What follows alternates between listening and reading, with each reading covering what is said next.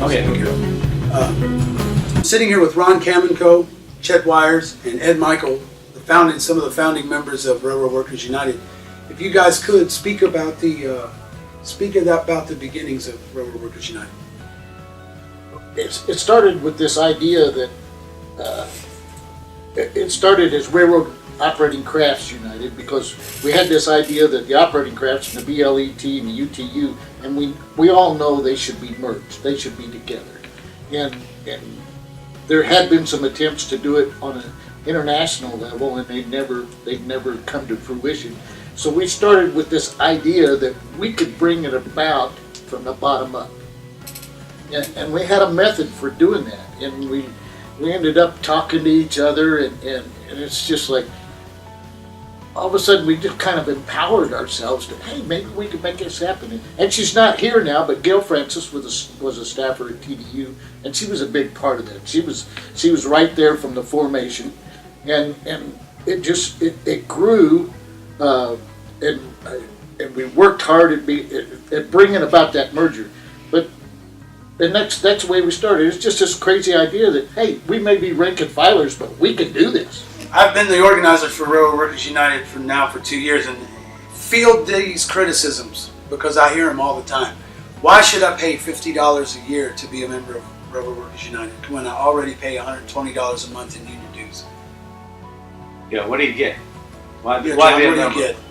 What do you get? You get a knowledge of a broader understanding of what's going on in the industry and how it's going to affect you, and how you can be more effective in your local. I mean, that's if you don't see the big picture, if you don't understand history, you're fighting with one hand tied behind your back, or you're walking around with one eye closed, maybe two eyes closed. You know, In some cases, Yeah. and that's the problem with so many, particularly younger workers today, who are not educated about what the history of labor has been, what workers have gone through. You know, they're walking into these. I saw it in my shop. I just retired in May, and saw these 20-somethings. And you know, for a kid that's say 22, 24 years old, wow, you know, here's a job, I'm getting, you know, big bucks, and they don't have a family. They don't, and it changes, you know, once they got a couple kids, a wife, and all the rest of it. This job's not so great anymore. I got to work second shift, third shift. You know, I get my days off for Tuesday and Wednesday. Damn. But RWU is not a union. Why should I join? If they can't represent me in a contract, why should I join? Because that's where you're going to meet people who can help you possibly fight to change that situation. This is where the activists in the railroad industry meet. and I think that's a key, huge point, because we're building a network. We're building a network of guys all over the country, and theoretically, if we can pull it off, all over North America, Canada, the U.S., and Mexico. We have a lot in common, but none of us talk to each other. None of us know each other. As I said earlier at the convention, there's probably over 100 locals in the city of Chicago, electricians, machinists, UTU, BLE, BMW. They all meet separately. None of them know each other's issues. None of them know each other's concerns. It's like, we see this, it's a battle. It's between us, the working people of the railroad, and the rail carriers. So I've been the organizer now for 2 years, and I was elected at the convention in 2010, and it was a new position. And I really have tried to take that organizer position on. And one of the things that Railroad Workers United does is that we build chapters.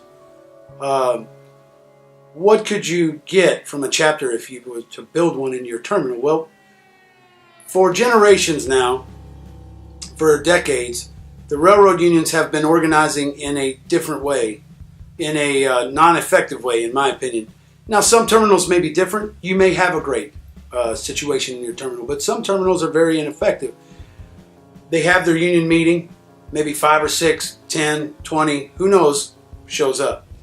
But you don't have anybody else from the other operating crafts, such as the carmen or the track workers. So when you build a chapter of RWU members in your terminal, you bring everyone into the conversation. That's the rank and file. That's the member to member. separate from the structures that we are meeting now, like that, the safety meeting with the management.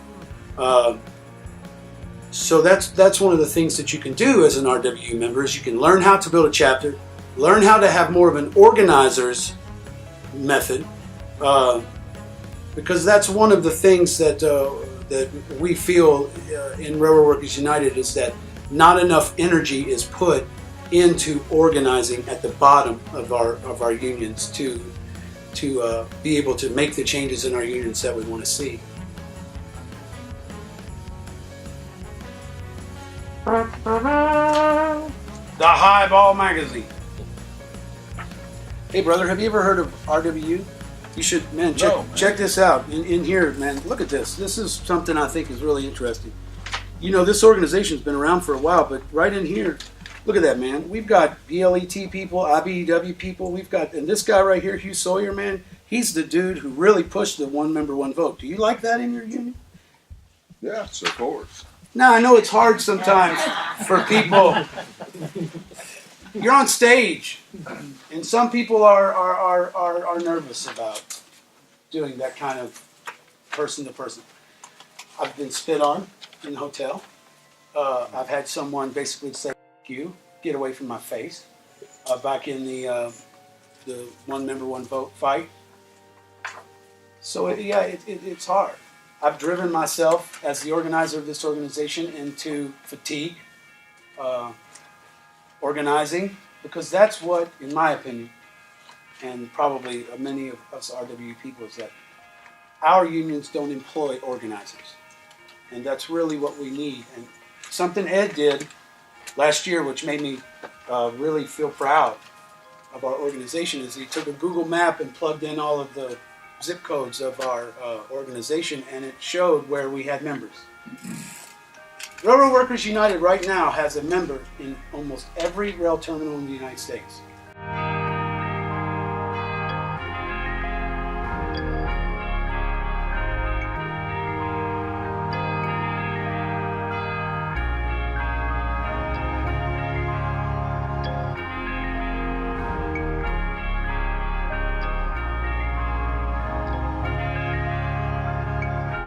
So what I wanted to do in this session is take stock of where things are at with the Blame the Worker programs in rail, on the behavior-based safety programs. And from what I see in my work, which is with, it's worldwide with many unions, that the Blame the Worker practices are stronger in rail than they are in just about any other sector.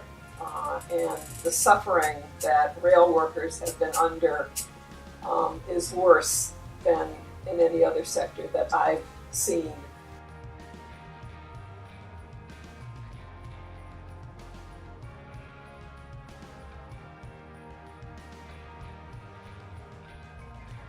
What I want to say about all of this is, first of all, it would not have happened without you. It would not have happened without the RWU and the work that you've done in kind of building the base for this.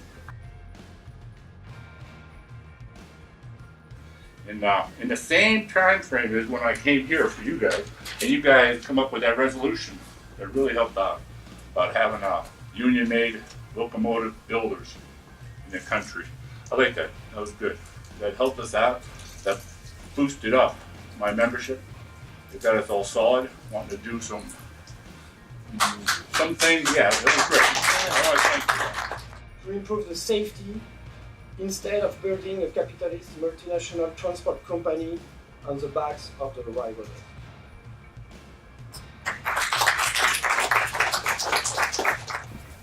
작년 이제 한국의 철도 노동조합이 23일간 총파업을 했던 거를 잘 알고 계실 겁니다. Okay. So I'm sure some of you know that last year in December, the Korean railroad workers were doing a strike for 23 days.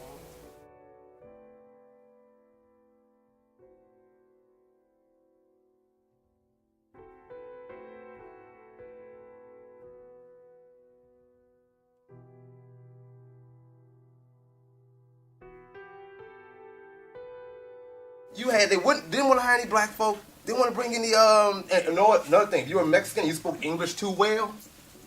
No. Wow. They only wanted Mexicans that couldn't speak Spanish that well. Real broken English. Because if you spoke really, really good English, they figured you probably knew the laws and things. This was another guy told me, isn't it? He told me. He was like, no. He goes, Jose knows a lot of laws and he's hanging out with you all. And they come treating us. So it wouldn't have happened without that type of solidarity that we have from the unions that had the power. You know what I mean? The engineers, the people that moved the freight. We need you. You helped us out, and if it wasn't for the conductors and engineers, BLET and UTU, that signed petitions 4 years ago and helped us deliver them to the company, saying we need a union in Chicago, we wouldn't be here.